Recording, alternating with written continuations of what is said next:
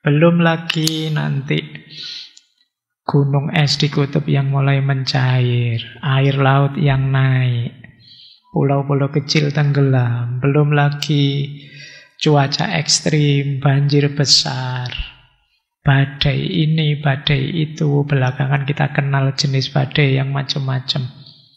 Berita nasional kita mulai banyak berita-berita tentang puting beliung, angin tornado, yang zaman dulu mungkin agak jarang berita seperti ini. Sekarang mulai banyak.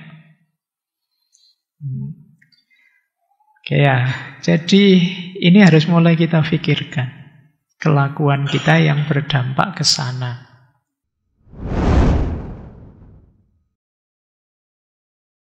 Bismillah, mari kita lanjutkan lagi belajar kita, ngaji filsafat kita.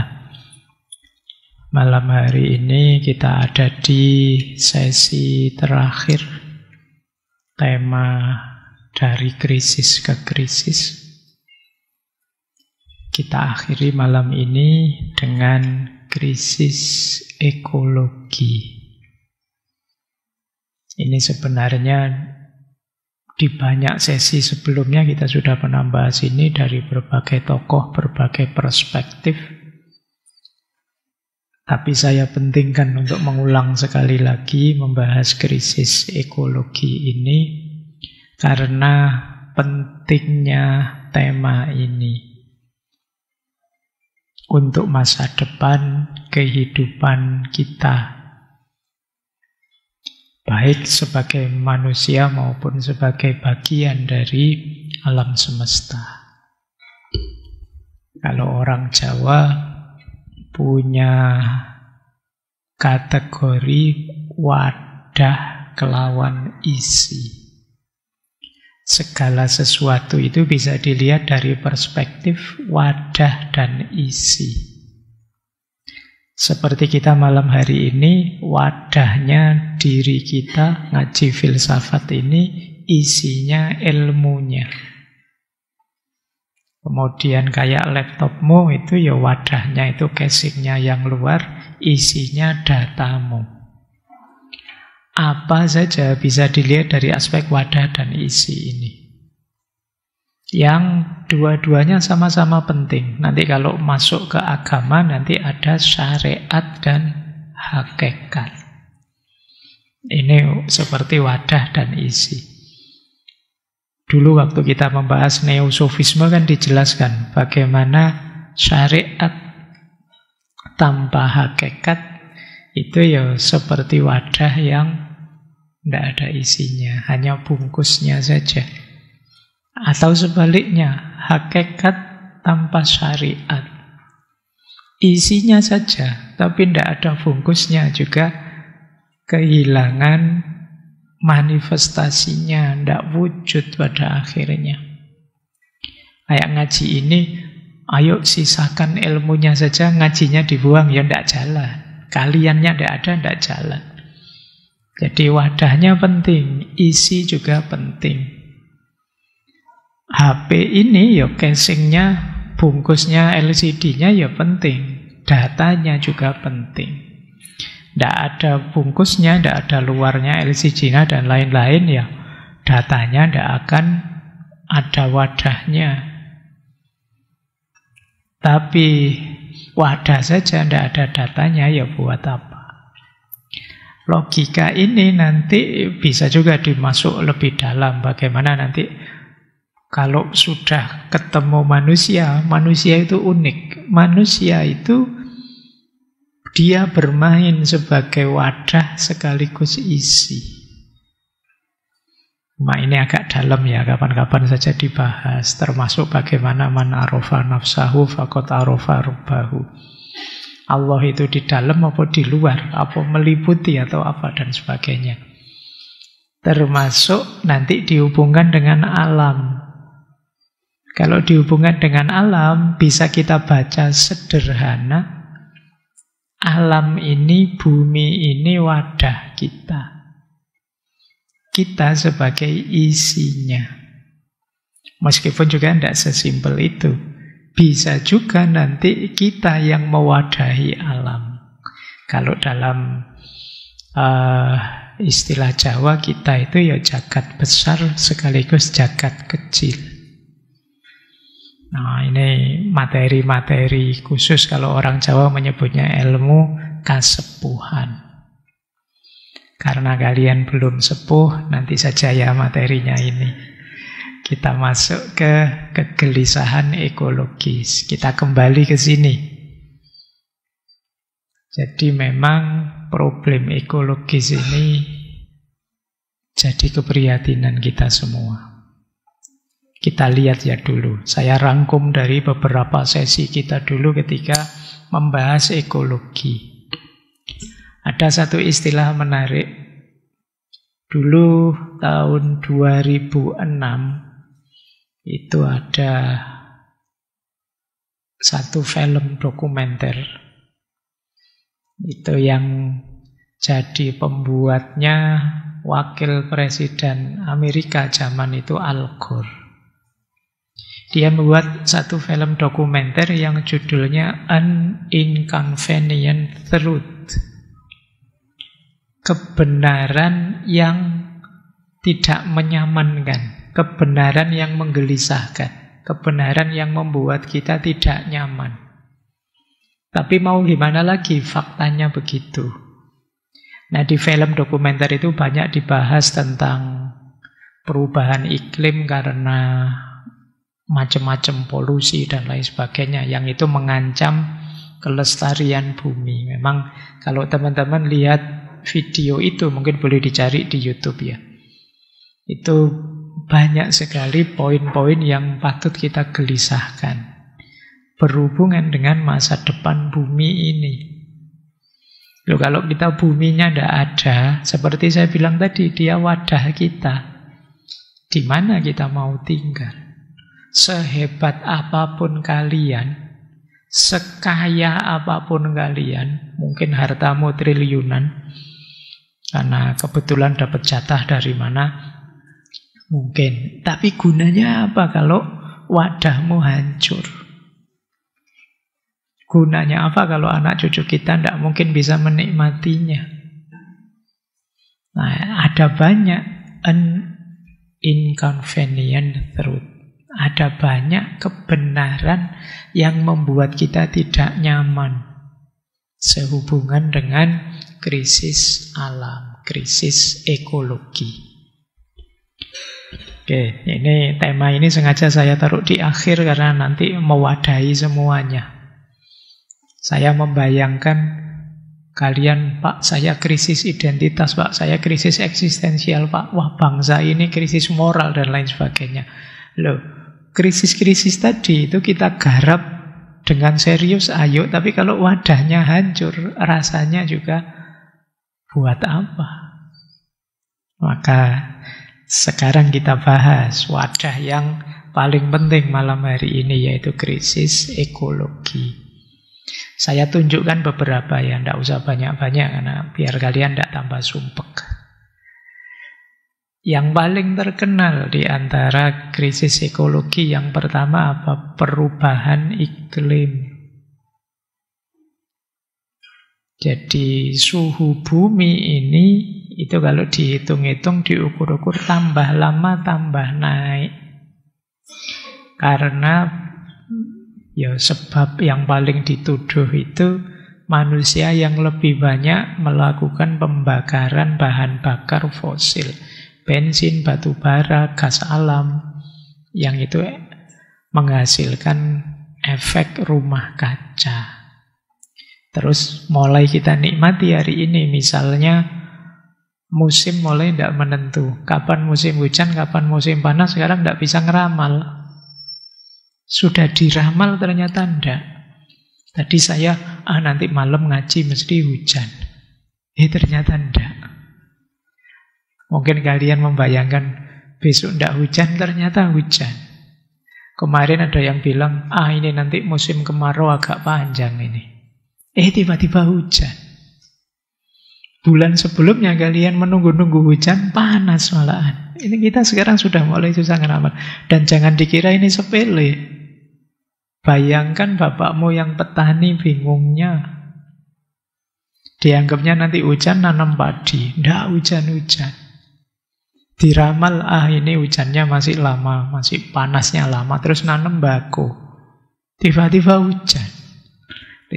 Jadi jangan dikira musim yang kacau ini terus mudah. Nggak ada efeknya apa-apa. Banyak. Belum lagi nanti gunung es di kutub yang mulai mencair, air laut yang naik, pulau-pulau kecil tenggelam, belum lagi cuaca ekstrim, banjir besar, badai ini, badai itu. Belakangan kita kenal jenis badai yang macam-macam. Berita nasional kita mulai banyak berita-berita tentang puting beliung, angin tornado, yang zaman dulu mungkin agak jarang berita seperti ini. Sekarang mulai banyak. Oke ya, jadi ini harus mulai kita pikirkan. Kelakuan kita yang berdampak ke sana. Belum lagi kerusakan hutan. Setiap tahun berapa banyak hutan yang hilang, ditebang untuk kelapa sawit lah. Tambang ini, tambang itu, batu bara, nikel, pembangunan ini, pembangunan itu. Yang jelas musnahnya hutan ya sekaligus ekosistem di sana ikut musnah, hancur. Kemudian tata air, tanah longsor, banjir, udara makin kotor, dan lain sebagainya. Apalagi kalau kemarau, kadang-kadang kita punya tradisi ada asap. Nah, itu asap kemana-mana kalau waktu kebakaran hutan. Jadi, ini kegelisahan kedua. Ya kalian mungkin yang hidupnya hari ini jauh dari hutan, tidak melihat betapa dahsyatnya, betapa ganasnya orang yang sedang merusak, melenyapkan jutaan hektar tiap tahunnya. Baik, kita lanjutkan lagi. Masih ada pencemaran air laut, pencemaran sungai, pencemaran danau. Kalau ini saya tidak perlu cerita. Kemarin ada berita sampah plastik di laut Indonesia itu termasuk paling banyak di dunia. Kemudian saya lupa beberapa hari kemarin juga ada berita namanya mikroplastik. Jadi penelitian terbaru kemarin, ada satu penelitian, kalau saya tidak salah itu di Australia, yang dari 100% responden itu 80%-nya ditemukan dalam darahnya itu mengandung mikroplastik. Jadi tanah, air-air kita itu semua sudah banyak tercemari plastik-plastik. Mungkin plastik yang rontok, yang apa, terus yang biasanya disebut mikro itu 5 mili ke bawah. Dan itu mungkin yang kita minum tiap hari, sebagian besar kan kita hari ini mungkin bawa botol plastik itu masuk. Dan tidak usah kaget, efeknya ke kesehatan macam-macam. Gelasmu ya gelas plastik. Apa-apa plastik sekarang. Dalam tubuh kita sekarang mulai banyak. Bahkan terakhir ada berita ditemukan kandungan mikroplastik sampai ke plasentanya bayi. Oke ya, jadi dunia kita penuh dengan plastik. Ini kegelisahan tersendiri. Hidupmu tidak bisa lepas dari plastik. Apa saja bahan yang kamu pakai plastik, mulai sandal, kopiah, kacamata, apa nih. Oke, baik. Ini ya kegelisahan kita. Belum lagi yang mencemari sungai, mencemari laut. Dulu mungkin teman-teman pernah lihat ya, kapan itu yang seekor penyu yang dari hidungnya bisa ditarik sedotan, bekas sedotan itu masuk ke tubuhnya. Oke, an inconvenient truth. Kebenaran yang membuat kita tidak nyaman. Belum lagi polusi udara, krisis energi. Jakarta, Delhi, Beijing, penelitian terakhir itu masuk dalam kota dengan udara paling tercemar di dunia. Oke, ya wis. Ini tidak saya lanjutkan, teman-teman sudah merasakan sendiri efeknya. Terus, masih ada lagi yang juga sering digelisahkan. Kepunahan banyak spesies. Banyak hewan dan tumbuhan pelan-pelan punah.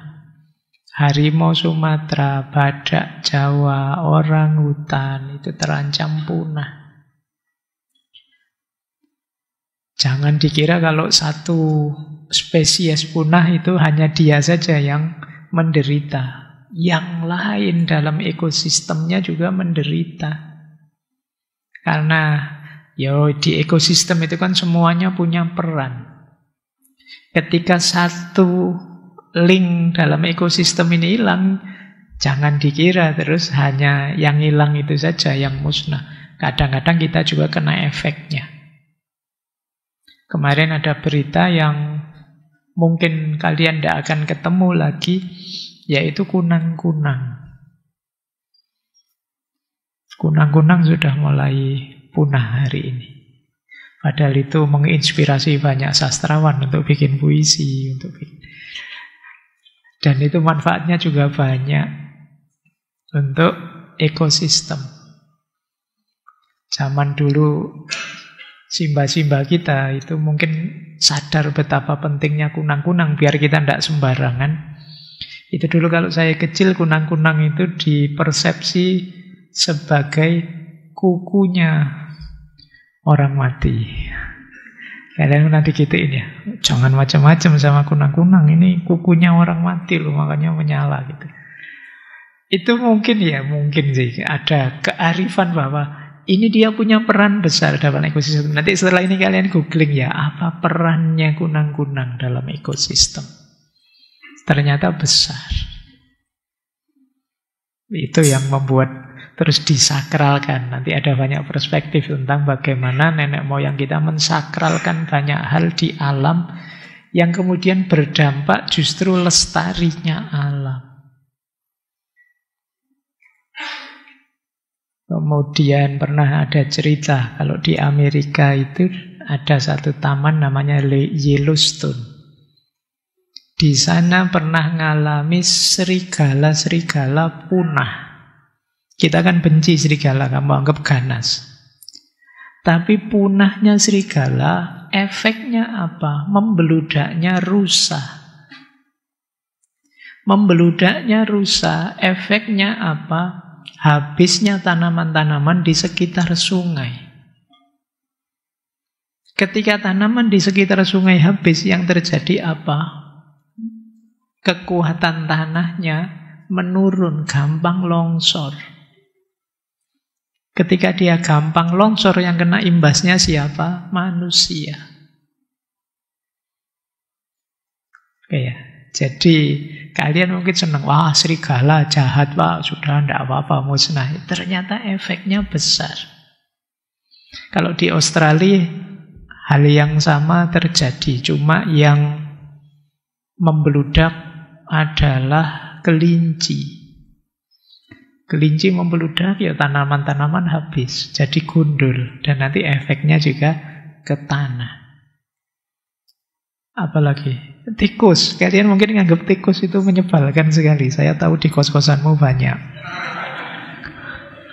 Nah ya. Tapi jangan dikira perannya tikus itu hanya mengganggumu. Kalau tikus sama sekali musnah, tetap nanti tidak seimbang. Mungkin ada banyak efek-efek binatang-binatang kecil yang jadi mangsanya tikus, jadi membeludak. Lebih bahaya buat. Oke ya, baik. Ini Kepunahan spesies. Kalian membayangkan kepunahan spesies itu kan binatang-binatang langka. Jangan dikira itu. Ketika misalnya tikus habis, berarti binatang-binatang seperti ular dan lain-lain yang tikus jadi mangsanya, dia akan juga kena imbasnya. Termasuk kemarin saya baca itu tikus itu juga punya peran menggemburkan tanah. Oke, baik. Kepunahan spesies. Belum lagi efeknya krisis ekologi terhadap kemanusiaan. Bayangkan kalau alam rusak, petani juga kesulitan. Penduduk pesisir juga kesulitan. Sumber daya air, tanah, energi terancam. Pada akhirnya yang terancam juga manusia. Krisis ekologi pasti akan mengimbas ke krisis ekonomi, krisis sosial, dan juga krisis moral. Krisis-krisis sebelumnya bisa lahir semua karena krisis ekologi. Ini sebenarnya sudah banyak diceramahkan di mana-mana. Bulan ini saja saya 3 atau 4 kali bicara tentang ekologi. Jadi cuma saya merasa kesadaran kita mungkin levelnya masih kesadaran seminar. Ya, kesadarannya lebih banyak di kesadaran seminar. Padahal harusnya banyak ke praksis. Kalau kesadarannya level seminar, yang terjadi setelah seminar selesai balik lagi. Seminarnya juga suguhannya pakai plastik. Isinya plastik. Ya wis. Istilah seminar itu saya tidak terlalu senang. Karena seminar itu dari kata-kata semi dan nar. Iya. Semi itu hampir, nar itu seminar itu meh wae masuk. Baik, bukan salah. Diskusi ayo kita bahas, tapi tema-tema ini jangan berhenti di ruang seminar. Harus ada tindak lanjut praksisnya.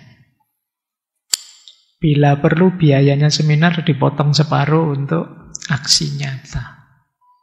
Bagi saya lebih manfaat. Karena penting, kata Syed Hussein Nasr, ketika manusia melupakan bahwa alam itu suci, dia menghancurkan alam sekaligus menghancurkan dirinya sendiri. Krisis ekologi itu bukan hanya akhir dari alam, tetapi awal dari akhirnya manusia. Jadi jangan dikira kehancuran alam itu alamnya yang hancur, kalian baik-baik saja. Tidak. Cerita krisis ekologi adalah cerita dimulainya akhir ceritanya manusia. Karena tidak mungkin manusia hidup tanpa alam. Yang sebaliknya bisa. Itu kalau di yang paling bawah itu Thomas Berry. Ini ahli ekoteologi Katolik. Kata dia, bumi akan tetap ada, kitalah yang mungkin tidak ada, tidak bertahan. Jadi tidak ada kita, bumi tetap ada. Meskipun bumi ini bencana kah, tsunami kah, apakah, buminya kan tetap ada. Yang hancur siapa? Kita. Maka kata Thomas Berry, bumi akan tetap ada, kita yang mungkin tidak ada, tidak bertahan. Akhir umat manusia bisa jadi datang dari berakhirnya rasa hormat kita terhadap bumi. Oke ya. Ini Thomas Berry. Ditegaskan lagi oleh Vandana Shiva. Apa yang kita sebut keruntuhan ekologi bukanlah peristiwa alamiah. Itu akibat kesombongan manusia. Ketika keseimbangan sakral kehidupan dihancurkan, maka kiamat bukan lagi nubuat ilahi, tetapi konsekuensi. Maksudnya sifat kiamat bukan, kita tahu besok bumi ini kiamat. Tapi kalau kelakuan kita serusak itu terhadap alam, kemungkinan sebabnya kiamat itu adalah konsekuensi. Konsekuensi dari perbuatan kita. Kitalah yang mancing kiamat. Tidak sekedar wahyu nubuat ilahi, tidak sekedar kabar dari Allah besok kiamat. Tapi ternyata sebabnya adalah konsekuensi perbuatan kita sendiri. Mungkin melalui bencana-bencana alam akibat ulah kita, atau mungkin jangan-jangan melalui karya kita sendiri. Saya membayangkan kalau tiba-tiba perang nuklir misalnya, ya sudah, selesai. Innalillahi. Apalagi semua yang punya nuklir terus ngamuk perang, selesai. Kita tinggal tahlilan saja. Jadi konsekuensi dari perbuatan kita sendiri. Baik, dan sudah diramal dalam Al-Quran jelas ya, ini ayat kalian hafal sekali. Zuharul fasadu fil barri wal bahri bima kasabat aydin nas. Sungguh telah tampak kerusakan di darat dan di laut disebabkan oleh perbuatan tangan manusia. Kalimat selanjutnya dari ayat ini, liyudhiqahum ba'dalladzi amilu. Allah ingin mereka merasakan sebagian dari akibat perbuatan mereka. Mungkin ada yang tanya, Pak, Allah itu kan maha kuasa. Apa tidak bisa Allah itu membuat bumi ini, alam ini baik-baik saja, meskipun manusia angkara murka? Ayat ini langsung menjawab, karena Allah tahu manusia itu tukang ngeyel. Mestikan terus, kan Allah maha kuasa. Allah katanya sayang dengan kita. Masa kita dikasih bencana, kita dikasih. Jawabannya di ayat ini, liyudhiqahum ba'dalladzi amilu. Supaya manusia merasakan sebagian dari yang mereka. Ini masih sebagian loh ya. Kalau Allah kejam, segala keburukanmu dibalas tuntas dengan efeknya, sudah hancur bumi ini. Allah masih sayang dengan kita, belum diberi efeknya semuanya, tapi ditunjukkan beberapa efek. Termasuk lahir banjir, mungkin ada ketidakseimbangan ini, itu hidup kita jadi kesulitan, sengsara, bencana ini, bencana itu masih baru ba'dalladzi amilu. Sebagian dari yang mereka lakukan. Biar mereka sadar yang dilakukan itu salah. La'allahum yarji'un. Semoga setelah mereka ditunjukkan beberapa kerusakan efek perbuatan tangan mereka, semoga mereka kembali, semoga mereka sadar terus kembali ke jalan yang benar. Jadi ini ayat ini menunjukkan 3 hal sekaligus. Yang pertama, banyak kerusakan akibat kelakuan kita di muka bumi ini, dan Allah mengizinkan kerusakan itu terjadi meskipun hanya sebagian, demi agar manusia sadar kembali ke jalan yang benar, merevisi kelakuan-kelakuannya yang negatif.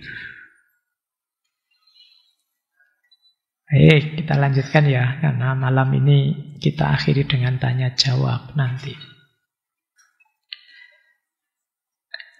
Dalam pembahasan tentang krisis-krisis ekologi, secara umum tertuduhnya adalah manusia. Ya sederhana sih, karena manusia adalah makhluk yang sadar dan makhluk yang diberi kebebasan oleh Allah. Jadi manusialah yang ingin baik bisa, ingin buruk bisa, ingin patuh bisa, ingin ingkar bisa. Itu manusia. Dan manusia yang oleh Allah diberi amanat menjadi khalifah di muka bumi. Maka banyak kerusakan memang biang keladinya manusia. Manusialah masalahnya. Ini kan sebenarnya para malaikat sudah meramalkan itu. Malaikat waktu kita oleh Allah dijadikan khalifah, para malaikat protes. Qalu ataj'alu fiha ma yufsidu fiha wa yasfikud dima. Ya Allah, kok engkau jadikan khalifah? Padahal mereka ini nanti mesti ngerusak dan akan mengalirkan darah, saling berbunuhan di antara mereka. Mungkin malaikat sudah membaca, alah profilnya kayak gitu, mesti wes itu. Sudah ngerti tipe kita. Meskipun Allah karena sangat cinta dengan kita, terus Allah menjawab, ini a'lamu ma la ta'lamun. Aku tahu yang engkau tidak tahu. Ini bagi saya jawaban jawaban cinta. Sama kayak kita kalau pasangan kita atau pacar kita dikritik ke orang, pacarmu itu begini, terus kita kan tidak terima. Aku lebih ngerti pasanganku. Allah juga begitu. Ini a'lamu, aku lebih tahu kok. Itu jawaban cinta. Ini menunjukkan Allah memang sangat cinta dengan kita. Sebagaimana kalau kita ada keluarga kita, siapa yang kita cintai dikritik orang, kan kita tidak terima. Terus kita bilang, aku lebih tahu, kalian ngerti apa. Baik, apa sih kelakuan manusia yang sering jadi biang keladi problem ekologis ini? Yang pertama, yang biasanya ditunjuk adalah kita sering sombong di hadapan alam, kita merasa lebih tinggi, kita punya mindset subjek-objek. Sayalah subjek, alam itu objek. Kalau saya sedang berhadapan dengan pohon, saya melihat saya orang yang melihat, pohon itu objek yang saya lihat. Alam itu bagi kita objek saja. Ini kemudian muncul logika superior inferior. Saya lebih superior dibandingkan alam. Saya lebih tinggi levelnya. Nah ini mindset, ini nanti yang jadi biang keladi perlakuan kita, sewenang-wenang kita terhadap alam. Maka kita buang sampah ke sungai, santai saja. Kita merusak-merusak, santai saja. Kadang-kadang kelakuan kita tidak masuk akal, tidak bertanggung jawab, kita merasa santai. Wong cuma objek saja kok. Siapa dulu yang kalau waktu kecil sukanya, saya dulu tidak tahu juga, waktu kecil kalau ada semut lewat, itu gatel ingin bunuhi semua, itu seruit gitu. Sering gitu ya, saya dulu kecil gitu, kalau ada semut baris-baris di tembok itu mengambil sandal itu terus sampai mati semua. Atau semutnya kita kerjain, diputer-puter dia lari ke sana, kita buntu gitu lah. Ya, tidak apa-apa sih guyon dengan semut. Tapi ya, ayolah. Mereka juga subjek. Saya ada teman itu yang tangannya gatel. Kalau jalan misalnya, pinggir jalan, terus ada tanaman apa, daun apa, iseng saja tangannya, tiba-tiba nyabut daunnya satu, nanti dia buang. Kapan lagi dicabut, tidak ada gunanya. Kalian mungkin ingat ya ceritanya Sunan Bonang dengan Sunan Kalijogo. Waktu Kanjeng Sunan Kalijogo ini masih belum jadi sunan, masih muda. Jadi Kalijogo muda itu kan berandal sebenarnya. Masih berandalan. Makanya Saya beberapa kali lihat kalimat Kali Jaga Muda, itu rada berandalan. Oke, nah, jangan dilaporkan loh saya. Jadi Raden Said namanya, masih muda itu ya. Jadi ketika beliau sedang masih berandalan melihat Sunan Bonang sedang pegang tongkat yang ada emasnya. Karena tertarik dengan emas itu, minta izin, tidak diizinkan, terus tongkatnya direbut, tongkatnya Sunan Bonang jatuh. Karena jatuh beliau tidak sadar pegangan rumput, sampai ada rumput yang tercabut. Terus menangis Sunan Bonang ini. Ditanya oleh Sunan Kalijaga, "Wahai Kanjeng Sunan, kenapa sampean menangis? Saya tidak ngambil emasnya, saya cuma pengen lihat kok." Kata Sunan Bonang, "Tidak, saya tidak menangisi tongkatku yang ada emasnya. Saya menangisi rumput ini loh. Rumput ini saya cabut. Tanpa alasan apapun tidak ada gunanya. Saya melanggar haknya untuk hidup tanpa ada kepentingan apapun." Dan beliau menyesalnya di situ. Jadi makanya bukan berarti tidak boleh nyabut rumput. Ini jangan dijadikan alasan kalian males bersih-bersih nyabut rumput di belakang. Nah, ya, nanti alasan kasihan Pak makhluk hidup, tidak begitu. Nah, ya, kalian khalifah yang mengendalikan keseimbangan ekosistemmu. Oke. Tidak apa-apa, ada iklannya. Itu golongannya Kali Jaga Muda itu. Baik, kita lanjutkan. Yang pertama ya mindset subjek objek. Yang kedua, banyak di antara kita yang orientasinya adalah pleasure.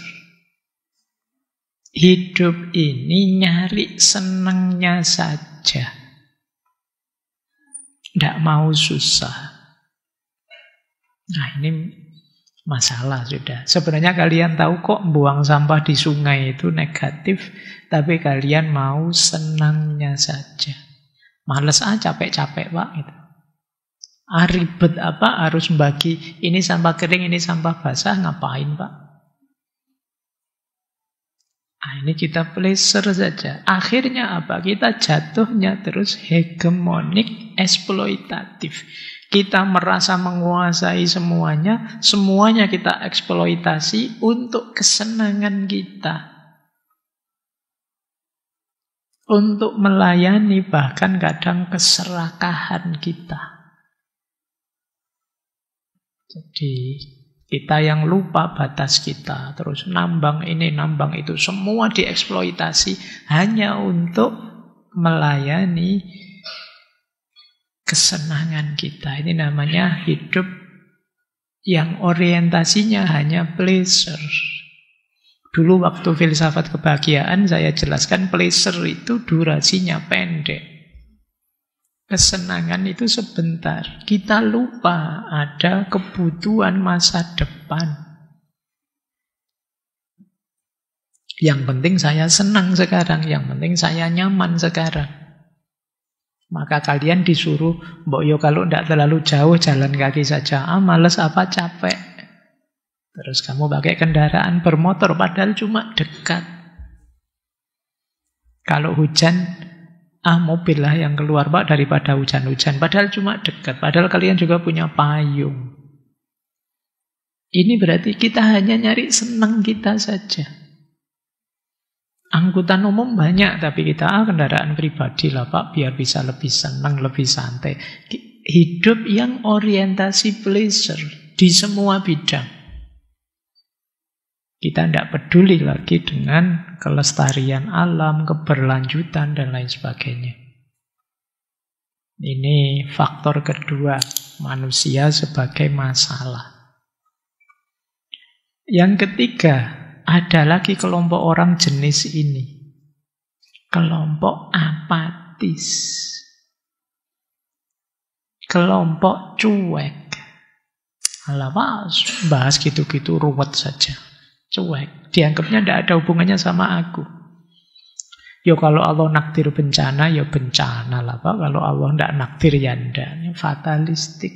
Ignorance. Ignorance itu cuek. Kita melakukan apapun kalau sudah waktunya kiamat, ya kiamat lah Pak. Wong ini kiamat sudah deket loh Pak, kok tidak boleh seneng-seneng gimana? Nanti diskusi apa sebentar-sebentar. Alah, tidak usah serius-serius dibahas, sebentar lagi kiamat. Tidak usah capek-capek mikir negara lah, mikir apa, sebentar lagi kiamat. Ya kalau mikirnya begitu, itu fatalistik namanya. Wong sejak dulu kan bolak-balik ramalan kiamat kan juga meleset toh. Dulu 2012 semua orang hampir yakin itu kalau mau kiamat itu. Hasilnya ya cuma film 2012. Film kiamat, kiamatnya tidak jadi. Macam-macam orang meramalkan kiamat, ya tidak jadi. Kita tidak tahu kapan itu kiamat. Nah, nanti ini cara berpikir ini banyak dimanfaatkan oleh orang-orang fatalistik, orang ignorance yang sudah tidak peduli lagi, sudah cuek. Kayak ini 3 karakter yang membahayakan untuk alam. Mindset yang subjek-objek, orientasi nyari senang saja, dan sikap mental yang apatis. Ignorance. Ada lagi satu. Kalau ini dari Aldo Leopold. Dulu silakan dicari ngaji filsafat, entah sesi berapa, di tema land ethic. Istilah dari beliau frontier mentality. Mentalitas perbatasan. Maksudnya begini, kita manusia menganggap alam itu sebagai perbatasan atau frontier yang harus ditaklukkan, dieksploitasi, dijadikan sumber daya untuk hidupnya manusia.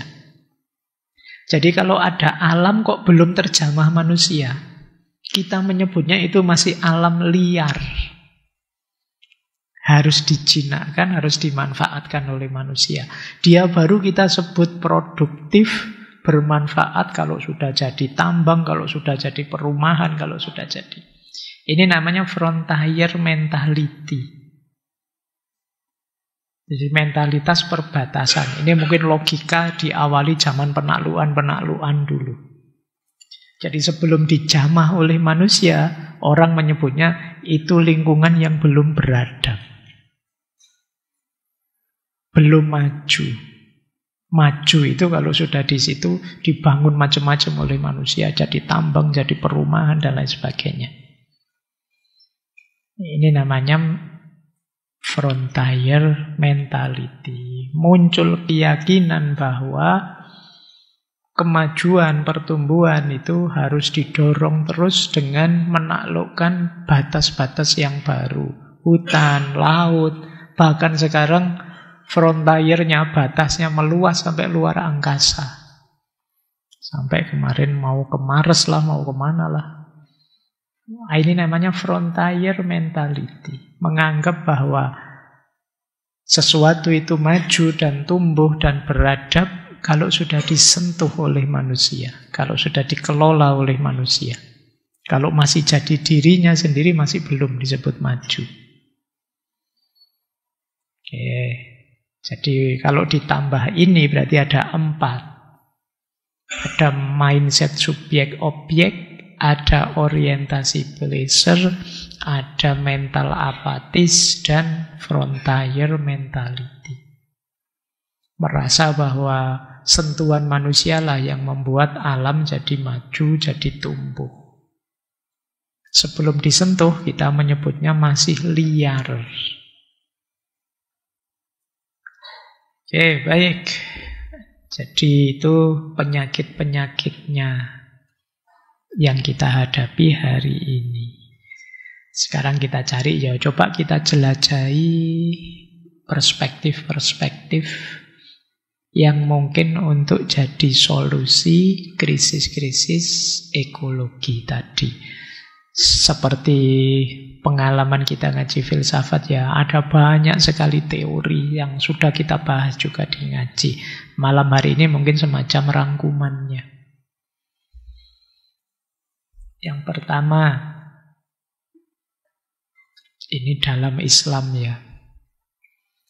Islam melihat alam di hadapan manusia secara lebih utuh. Kita itu oleh Allah diturunkan ke bumi. Yang pertama, berhadapan dengan alam itu sebagai amanah. Jadi alam di sekeliling kita itu amanah. Jadi tugas kekhalifahan, kita mengkhalifahi alam, punya tanggung jawab menjaga harmoni, keseimbangan, kemakmurannya. Alam bagi kita itu amanah. Berarti siapapun yang sembarangan perlakuannya terhadap alam, apalagi jadi sebab rusak hancurnya alam, tergolong orang yang tidak amanah. Meskipun mungkin ibadahnya lengkap, formalitas beragamanya tinggi, tapi kalau dia tidak peduli dengan lingkungannya, dengan alamnya, ya dia sedang melupakan amanat Allah yang satunya. Tidak hanya sebagai hambanya, tapi sebagai khalifahnya. Jadi alam di depan kita itu amanah. Yang kedua, alam di depan kita itu hajah. Hajah itu kebutuhan. Kita memerlukan alam semesta di sekeliling kita, lingkungan kita untuk hidup. Tanpa dukungan alam, kita tidak akan mungkin bisa hidup. Maka kita perlu. Kalau kita rusak, kita hancurkan, ya kita sedang menghancurkan sumber kehidupan kita. Katanya pinter, katanya cerdas, katanya makhluk berakal. Kok menghancurkan wadah hidupnya sendiri? Tidak sadar. Jadi makna alam di depan kita yang kedua itu hajah, kebutuhan. Nah, ada relasi yang ketiga. Ini sering disebut yang paling ideal. Kalau di relasi yang ketiga ini tidak hanya melihat aku. Di yang pertama dan yang kedua itu luar biasa sudah, tapi masih aku. Aku yang dapat amanah, dan aku yang membutuhkan.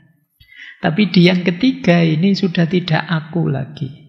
Relasinya namanya mahabbah. Kita dengan alam itu hubungannya namanya cinta. Kata-kata cinta alam ini mungkin teman-teman yang pernah ikut pramuka masih hafal ya. Dasa Dharma pramuka, cinta alam. Meskipun ya kalian hafalnya di kalimat saja. Jadi cinta itu berarti aku tidak egois mikir kepentinganku dan tugasku saja. Aku juga memikirkan alam sekelilingku, kebutuhannya, nilainya aku hargai. Kepentingan kehadirannya aku akui.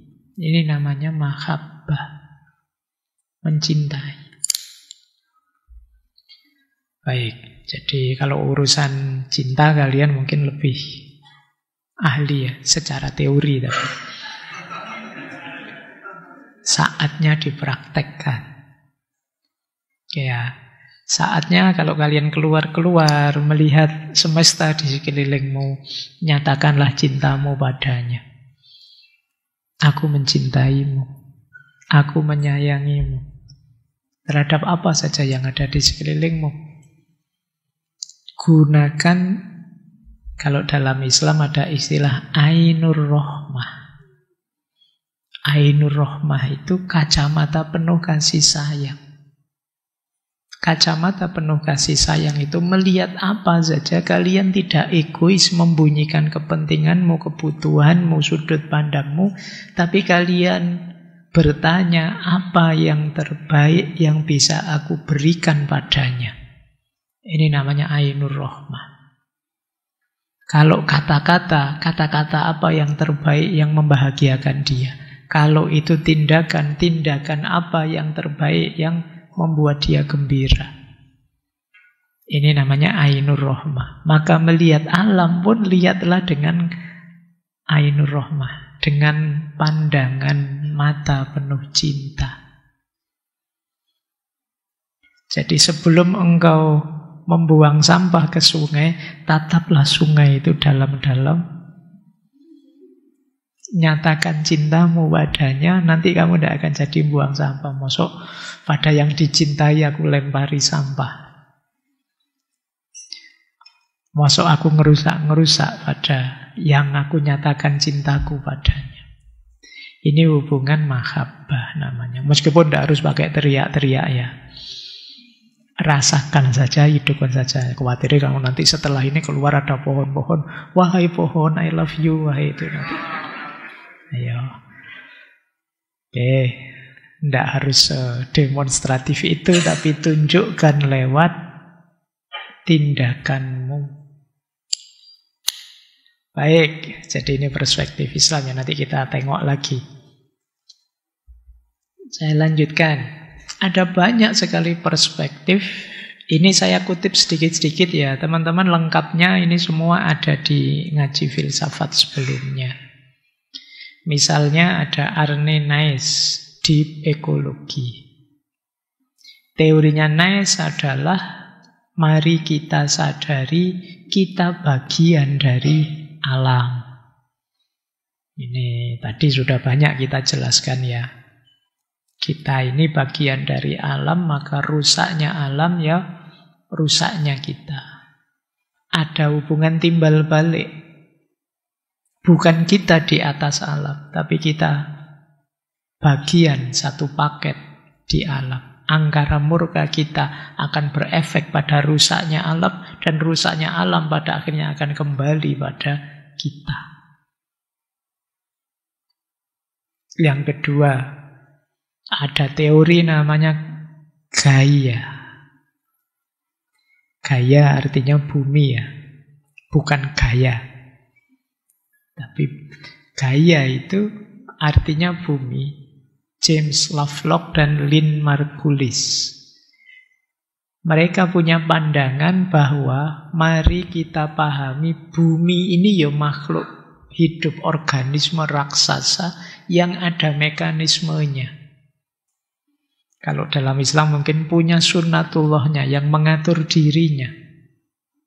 Jangan GR bahwa yang makhluk hidup itu hanya manusia saja. Tidak. Bumi itu juga makhluknya Allah dan juga hidup. Kalau masyarakat zaman dulu menyebutnya dia juga punya jiwanya sendiri. Maka hargailah dia, perlakukan dia sebagai subjek juga yang bernilai berjiwa. Nah, ini pandangan Gaia namanya, bahwa bumi ini juga makhluk tersendiri. Atau Taoisme punya konsep Wu Wei. Kalau ini dulu ya kita belajar di Taoisme itu bagaimana kita hidup selaras dengan alam, bukan melawan arusnya. Itulah manusia yang bijak. Kita pahami ritmenya, kemudian kita ikuti. Disitulah kita menemukan kebahagiaan. Hidup yang kadang yin, kadang yang. Kadang siang, kadang malam. Kadang panas, kadang dingin. Kita ikuti saja ritmenya. Hidup kita akan damai, tenang. Yang membuat hidup kacau hari ini banyak orang yang melawan arus alamiah hidup ini. Jadi mungkin terlalu serakah, mungkin terlalu takut menghadapi hidup, mungkin terlalu cemas membayangkan masa depan. Sehingga terus menghancurkan ritme hidup, ritme alaminya. Dan yang memang bisa melakukan itu manusia. Baik, Taoisme juga pernah kita bahas. Ada lagi yang pernah kita bahas. Ekofeminisme. Vandana Shiva. Yang pernah kita bahas Shiva ya. Karen Warren juga Mary Daly kapan-kapan. Kata beliau, eksploitasi terhadap alam itu sejajar dengan penindasan terhadap perempuan. Kenapa begitu? Cara berpikirnya begini. Dalam satu budaya yang sifatnya patriarki, laki-laki merasa subjek. Tadi kan alam diposisikan sebagai objek. Manusia merasa subjek. Di masyarakat patriarki, nasibnya perempuan sama. Perempuan juga diposisikan sebagai objek. Jadi perempuan diobjekkan, alam juga diobjekkan. Akhirnya apa? Jatuhnya sama-sama eksploitatif, sama-sama menindas. Mengobjektivasi alam dan perempuan. Ini reasoning yang pertama. Dasar selanjutnya, kenapa dihubungkan dengan perempuan? Hancurnya alam itu sebagian besar efek yang paling berat kena di perempuan. Karena apa? Perempuan yang lebih dekat dengan unsur alam. Mungkin urusan masak-memasak di rumah. Mungkin urusan tanam-menanam. Mungkin ada banyak aspek hidup perempuan yang dekat dengan alam. Ini argumen kedua. Alasan ketiga. Alam itu sering disimbolkan sebagai yin. Kalau di depan manusia yang disimbolkan yang. Posisi yin ini, feminin ini, tentu saja lebih dekat dengan perempuan. Jadi yang satu yang maskulin sumbernya kemajuan, penaklukan, kemenangan, dan lain sebagainya. Sementara yang perempuan dekat dengan empati, kemudian pengasuhan, kesabaran, dan lain sebagainya. Ini kan sisi yin yang disimbolkan feminin. Nah, rusaknya alam karena mindset patriarki tadi. Mindset ingin unggul, ingin menang, ingin sukses, ingin. Yang bisa mengimbangi apa? Mindset feminin. Empati, kasih sayang, sabar, mengasuh. Dan yang punya perempuan. Ini ya, kalau dihubungkan dengan perempuan. Makanya bidangnya namanya ekofeminisme. Silakan yang tertarik. Wacana-wacana hubungan antara rusaknya alam dengan feminisme. Ternyata dekat sejak awal tadi, ada beberapa perspektif. Baik, saya lanjutkan. Ini juga perspektif khas. Dulu pernah kita bahas ekosofi. Sayyid Hussein Nasr. Kata beliau, krisis hari ini muncul karena manusia melihat alam hanya sebagai alat saja untuk memenuhi kebutuhannya. Istilah beliau terjadi sekularisasi. Alam itu hanya dianggap variabel duniawi untuk memenuhi kebutuhan manusia. Yang ini berbeda dengan masyarakat zaman dulu. Masyarakat zaman dulu Mereka sangat menghormati alam. Mereka dalam tanda petik menganggap alam itu sakral, tidak boleh sembarangan. Kalau dalam Islam, alam adalah bagian dari ayat-ayat Allah. Tidak sekedar sumber daya untuk dimanfaatkan manusia. Dia ayat, kita bisa belajar ngambil iktibar dari sana. Jadi ini gaya Sadducee Nasr dengan ekosofinya. Berarti kalau ada orang merusak alam, dia sedang melecehkan ayat-ayat Allah. Kalau kalian marah ada orang melecehkan Al-Quran misalnya, itu ayat-ayat Allah qauliyah, harusnya kalian juga marah kalau ada orang merusak lingkungan. Karena itu juga ayat-ayat Allah yang kauniyah. Sebenarnya kezaliman jenis apapun pada apapun itu sesuatu yang harusnya kalian marah. Karena apapun itu hakikatnya ya ayat-ayatnya Allah.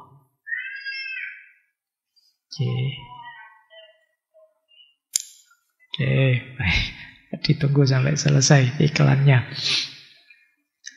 Baik ya, jadi ini ekosofi. Proyeknya ekosofi itu melakukan istilahnya ya rekonsakralisasi. Rekonstruksi ulang dan resakralisasi kesadaran kita. Yuk kita hargai alam itu sebagai dirinya, tidak sekedar pemuas kebutuhan kita. Ini namanya ekosofi. Silakan teman-teman kembali pada dulu Sadducee Nasr ya. Beliau dulu pernah kita bahas antara lain di Saintia Sacra yang berhubungan juga dengan ekosofi ini. Ada kalimat yang masih saya ingat dari beliau. Masyarakat zaman dulu itu lebih memperlakukan alam sebagai istri.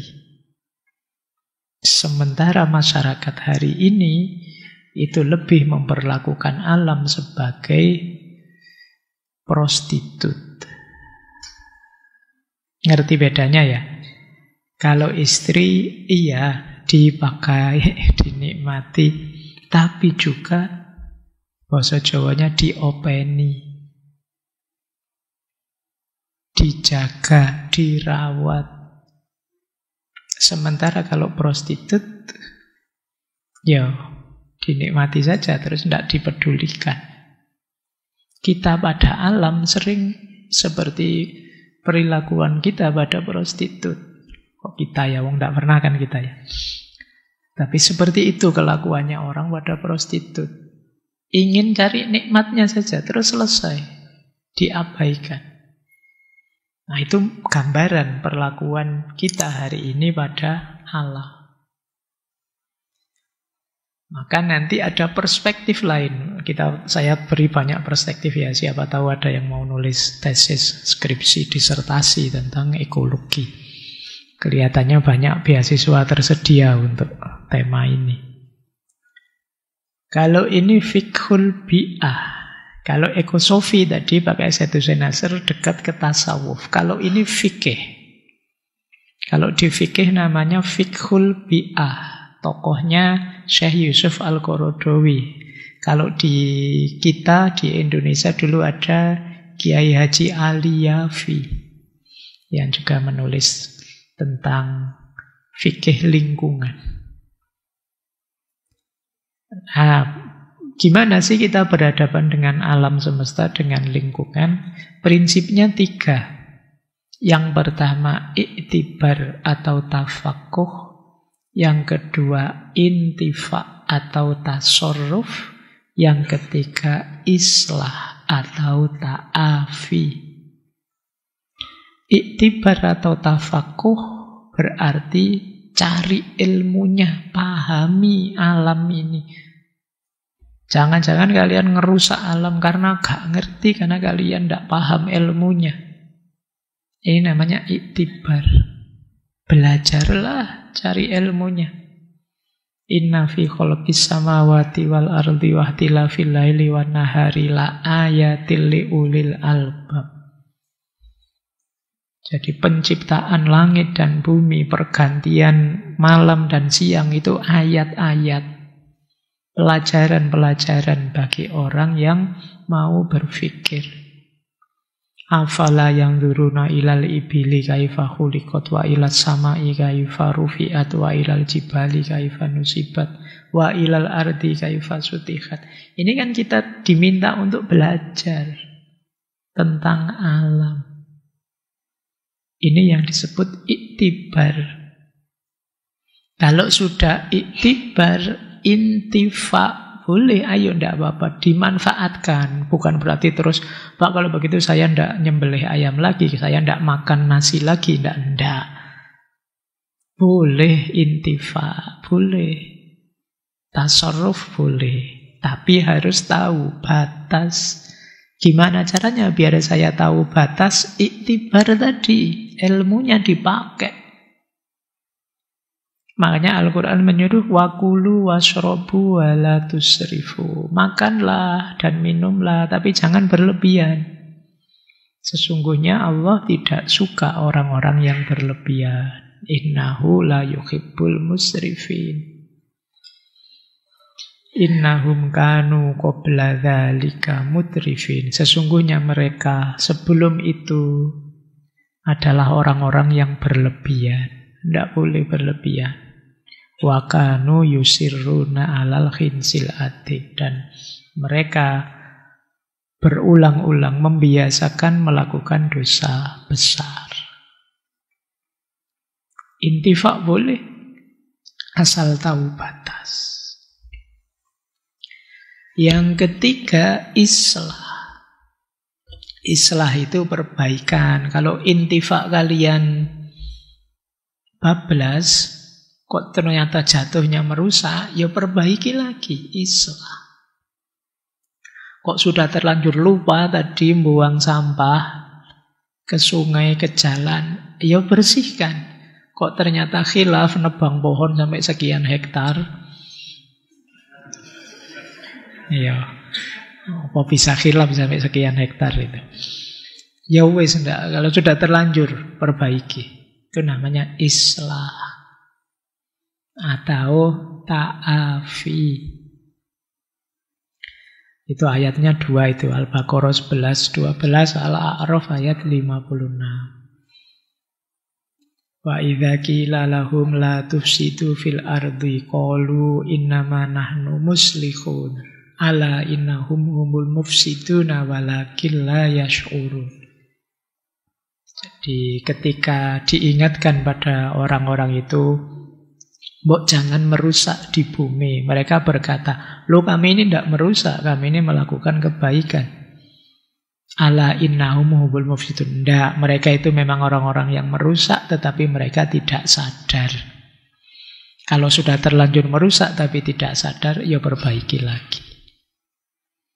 Baik ya, ini perspektif ini namanya fiqhul bi'ah. Fikih lingkungan. Terus ini ada lagi perspektif unik, perspektif menarik. Kalau ini bahkan bukan perbuatan kita yang langsung merusak alam, jadi ada pandangan korelasi antara rusaknya moral manusia yang membuat murka Tuhan, yang kemudian diingatkan melalui kehancuran alam. Ini menarik. Hancurnya alam itu karena kelakuan manusia, meskipun tidak langsung. Teori ini ya. Kok tiba-tiba ada tsunami? Kok ada gempa besar? Kan kita tidak bisa Pak ngatur kapan gempa, kapan tidak. Itu urusannya Allah. Jadi kalau pakai teori ini bisa. Jangan-jangan karena kelakuanmu. Karena kamu senang korupsi. Loh Pak, korupsinya kan tidak ada hubungannya dengan hutan, laut, sungai Pak. Karena kamu sering curang. Loh, curangnya kan pada teman, Pak, tidak pada sungai, Pak, tidak pada itu. Anda, kalau pakai teori ini bisa ada korelasi. Nah, itu saya contohkan 4 ayat itu dalam Al-Quran ya. Misalnya, dulu umatnya Nabi Nuh itu keras kepala, tidak bisa ditunjukkan kebenaran, suka kezaliman. Terus dihancurkan oleh Allah lewat banjir besar. Nabi Syuaib, umatnya korup, curang. Itu ada ayatnya, saya sertakan ya. Terus dihancurkan oleh Allah dengan gempa yang menggelegar dan mematikan. Nabi Soleh, umatnya kufur, hedon, cinta dunia berlebihan. Dimusnahkan dengan virus yang mewabah dan gempa. Untungnya tidak ada COVID-nya. Nah, kemarin kan ada yang, kok ada wabah COVID, yuk kita introspeksi, yuk. Itu mungkin pakai dasar ayat ini. Siapa tahu karena kita seperti umatnya Nabi Soleh, hidupnya sudah hedon, yang dikejar kesenangan saja, kenikmatan duniawi saja berlebihan. Atau umatnya Nabi Lut, isinya maksiat, penyimpangan seksual. Terus di surat Hud dinyatakan dihancurkan dengan gempa bumi yang dahsyat. Ini konsep ya, dalam Al-Quran ada perspektif seperti ini. Nah, kita bawa banyak perspektif malam hari ini. Kalau ini tidak langsung kelakuan kita pada alam, tapi ada imbasnya, efeknya pada manusia yang oleh Allah arahnya ke alam. Baik, hujan kah? Yang bawa motor helmnya tadi agak ndangak. Ndak apa-apa, keluar dulu, kasihan nanti kalau kamu pulang kayak mandi nanti. Oke, baik. Saya lanjutkan sebentar lagi. Ini juga menarik. Meskipun banyak yang menuduh konsep ini adalah pseudosains, bukan sains. Tidak apa-apa lah, yang penting efeknya kan perbaikan perilaku dan kelestarian alam. Teori ini namanya teori vibrasi kesadaran. Tokohnya David Hawkins dan Greg Braden. Jadi Hawkins menulis buku judulnya Power and Force. Kalau Greg Braden, beliau nulis The Divine Metric. Jadi teorinya apa? Vibrasi kesadaran kita, frekuensi kita, itu berpengaruh pada alam. Kalau kita ini penuh rasa syukur, cinta, kasih sayang, kita baik-baik, ya alam juga baik-baik. Tapi kalau kita isinya rakus, kemarahan, kezaliman, vibrasi kita rendah. Dan itu akan mengacaukan sekeliling kita. Ketika manusia secara kolektif serakah, semuanya keras, semuanya ingin menang sendiri, ya resonansinya, getarannya akan mengganggu energi medan lingkungan di sekelilingnya.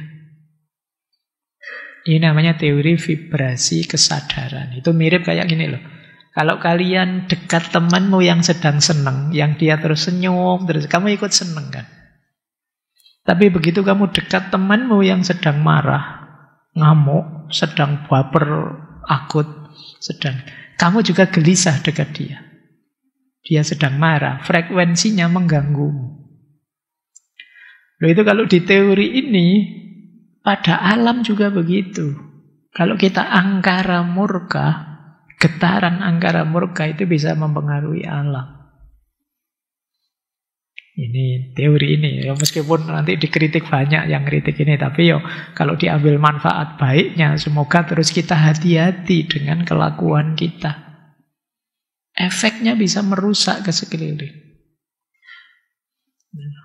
Siapa yang kalau marah mukul-mukul misalnya, loh itu kan ekosistemmu terganggu di sekeliling. Kalau kamu mukul-mukul nanti pohon-pohon dipukuli, daun-daun kamu cabuti semua, kamu itu bisa. Kucing tidak ngapa-ngapain ditendang misalnya. Loh itu ya contoh sederhananya begitu. Nah, ada satu contoh yang sering sekali dibahas orang, meskipun ya kontroversi pro kontra.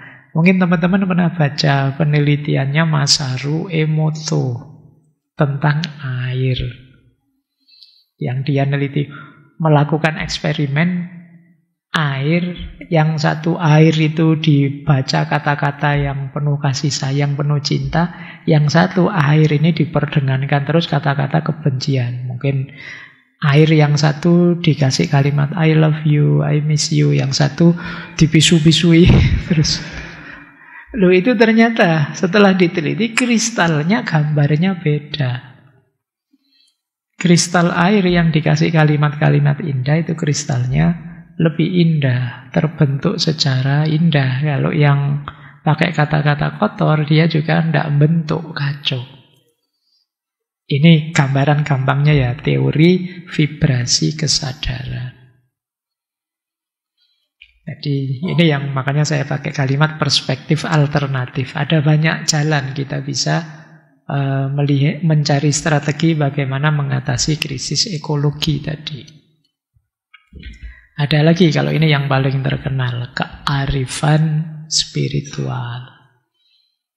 Seperti tadi saya contohkan ya, bagaimana simbah-simbah kita, nenek moyang kita begitu peduli, menganggap sakral dalam tanda petik. Sakral itu tidak harus kemudian disembah, tapi dihormati. Itu. Ya sakral itu artinya suci, tapi kan tidak selalu disakralkan berarti disembah. Dihormati. Ya kayak kalian kalau habis wudhu terus mau naik ke masjid kan ada tulisannya batas suci. Bukan berarti kan kamu terus nyembah tegelnya atau keramiknya kan. Maksudnya mulai dihormati, dihargai. Masjid ini suci loh, sakral. Bukan berarti kalian nyembah masjid kan. Tapi kalian hormati. Kalian tidak sembarangan kalau sudah masuk masjid. Hal yang sama lakukan pada alam. Ini kalimat sakral ini menarik ya. Kan ada yang kemarin menafsirkannya sakral berarti disembah, tidak juga. Maka kalian cium tangan menghormati gurumu itu bukan berarti nyembah gurumu, tapi menghormati. Oke. Nah, kita punya di Nusantara ini ada banyak budaya-budaya yang mungkin bisa kita tiru bagaimana mereka menghargai alam. Ada kalau di daerah-daerah tertentu ada pamali-pamali, itu nanti hubungannya dengan alam. Kita punya suku-suku, misalnya ada Dayak, ada Baduy, ada Bali, termasuk Jawa dengan pandangan-pandangan kosmologisnya. Kalau ada gunung meletus di mana alam sedang marah loh. Itu kalau pakai paradigma modern mana bisa alam marah itu. Alam itu ya materi saja, gimana dia bisa marah? Enggak. Kalau di masyarakat tradisional bisa membaca seperti itu. Bahkan di Indian Amerika lama tadi saya baca ada istilah Mitakuye Oyasin. Mitakuye Oyasin itu all my relation. Segala hal di sekeliling kita itu satu keluarga. Jadi kalau ada salah satu yang jahat, salah satu yang rusak, seluruh keluarga ikut terguncang. Nah, kita dengan alam juga begitu, satu keluarga. Baik, wah waktunya. Terakhir, langsung ke sini ya, setelah itu kita dialog. Pada intinya, tadi saya bilang, tidak ada gunanya kalau hanya teori-teori, kalau hanya konsep-konsep seminar-seminar. Apa yang harus kita lakukan? Ini dulu pernah kita bahas waktu kita bahas ekoliterasi, Fritjof Capra. Ayo kita gunakan seluruh tubuh kita ikut peduli terhadap krisis ekologi. Yang pertama head, pikiran, rasio. Yang kedua heart, hati, perasaan. Yang ketiga hand, tindakan, perbuatan. Dan yang keempat spirit, jiwa. kesadaran spiritual. Head, pikiran, ini kognitif. Yang kita lakukan apa? Cari ilmu. Jadi gunakan pengetahuan, ilmu, kesadaran kritis untuk memahami lingkungan. Belajarlah tentang perubahan iklim, belajarlah tentang penggunaan plastik, belajarlah tentang bikin rumah yang ramah lingkungan, belajarlah tentang kebiasaan-kebiasaan yang positif terhadap lingkungan. Itu head. Setelah itu heart, hatimu. Tumbuhkan empatik, rasa cinta, rasa peduli terhadap alam. Seperti tadi saya bilang, relasi paling tingginya ada di cinta. Rasakan indahnya alam, rasakan indahnya hutan. Ikutlah bersedih kalau ada perusahaan, ikutlah bersedih kalau ada sungai tercemar. Ikutlah gembira kalau ada orang menanam pohon kembali, kalau ada alam yang jadi baik. Itu heart. Libatkan perasaan. Yang ketiga hand. Kalau ini jelas ya. Ubah kesadaran ke dalam aksi nyata. Kurangi sampah, tanam pohon, hemat energi. Ikutlah kerja bakti. Bersihkan lingkunganmu. Itu hand. Kemudian spirit. Spirit itu mari kita sadari bahwa alam semesta dan kita ini satu kesatuan. Mari kita sadari bahwa kita mendapat amanah dari Allah untuk melestarikannya, memberi yang terbaik padanya. Mari kita sadari alam adalah cerminan Tuhan dan sekaligus ayat-ayat Tuhan. Inilah spirit. Jadi manfaatkan 4 aspek ini, terjunlah ke lapangan, jadilah agen-agen untuk menyelesaikan krisis-krisis lingkungan. Jangan diam saja. Kata Albert Einstein, dunia tidak akan hancur oleh orang-orang jahat, tetapi oleh mereka yang melihat kejahatan itu tanpa melakukan apapun. Loh Pak, kalau orangnya jahat semua kan nanti hancur juga enggak. Orang jahat itu pasti jumlahnya tidak sebanyak orang baik kalau dihitung. Cuma banyak orang baik itu diam. Tidak ngapa-ngapain. Maka kata Einstein, dunia tidak akan hancur oleh orang jahat. Tetapi justru oleh orang-orang baik yang diam saja ketika melihat kejahatan. Maka kalian semoga tidak termasuk yang ikut menghancurkan bumi ini meskipun dengan cara diam saja. Ketika melihat kerusakan dan perusakan, tentu saja berjuanglah, bertindaklah semampumu di ruang yang bisa kalian jalani.